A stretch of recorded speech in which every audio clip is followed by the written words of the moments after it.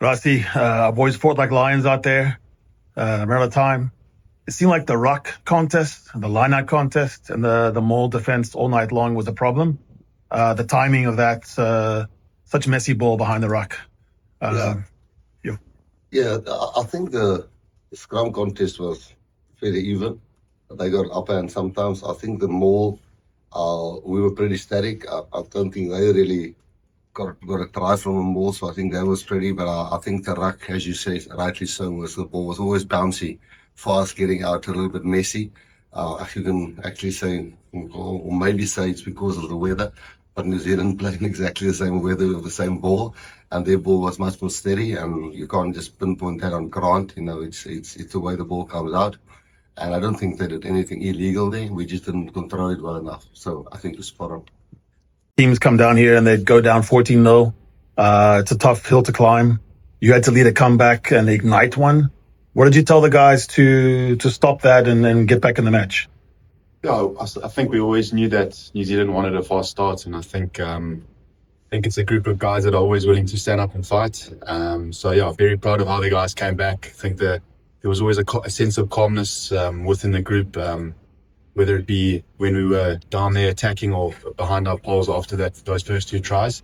And I think the great thing about the group is that regardless of the situation, the guys will always be willing to fight. And I was proud of the guys' fight tonight. But then again, we weren't clinical enough. We weren't good enough to win a test match of this magnitude. And credit to New Zealand for the way they played and for closing out that match. They lost also 3 line-out balls, so it's not easy conditions, and we try to do plays that we think, not just winning the line-out ball for the sake of winning it and do nothing with it, because that's how New Zealand really kind of stops you from get your play going. So every now and then you chance your arms a little bit for trying getting the ball at a spot. I'm not sure. I think we lost 3, but yeah, I think they lost 2. So. It's definitely not individual's problem. It wasn't easy conditions, but I think they more or less struggled the same in the lineout. So it's something that we all must fix. They must fix theirs, and we must fix ours. And it's a group thing. It's definitely not just one person doing something wrong. Sometimes the call, sometimes the pro. It's every time. Another stupid error that we make. Isn't like we're saying we're consistently making the same stupid error. There's always a different player, a different facet of the game. And as I always say, we pick the players, we do the defense structures. I mean, if you, Jerry, in this defense, what can he do about the first and the second try that was scored, apart from the 2 guys just making the tackles? Yeah, it's frustrating, and maybe it's to do with team selection.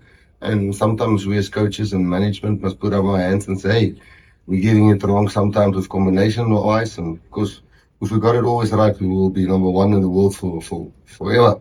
But we did not get it right. If we give them, I think 14 points, 2 easy tries. Malcolm was seeing a tackle, and he played so well all over. I think what he will accept, I think all of us can accept, that was a weird thing what he tried to do at that tackle there. I'm not sure what he tried to do. And the guy just got up and scored the try. So you're 14 points down, and then you start training, and you're chasing the game a little bit too, and you're chasing your own tail. But we put ourselves in those positions.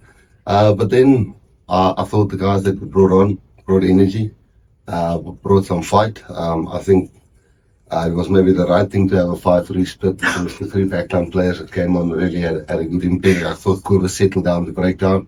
I thought Sasha really was electric when he had the ball in hand, and I thought Ethan was really good in the air for us. So there was many things we got wrong, but mostly just giving them 14 points and then think you're gonna still win. Which we almost pulled the draw out at the end, but I think it's now 10 points for New Zealand, 9 for Australia, we in Argentina on 5, so still a lot to play for next week. I think they were better than us, like kicking game. I think they did it as much as we did. I think they did it much lower. You could see it was like half punts in between the fullback and the first line of defense, and that was clever, especially in the weather.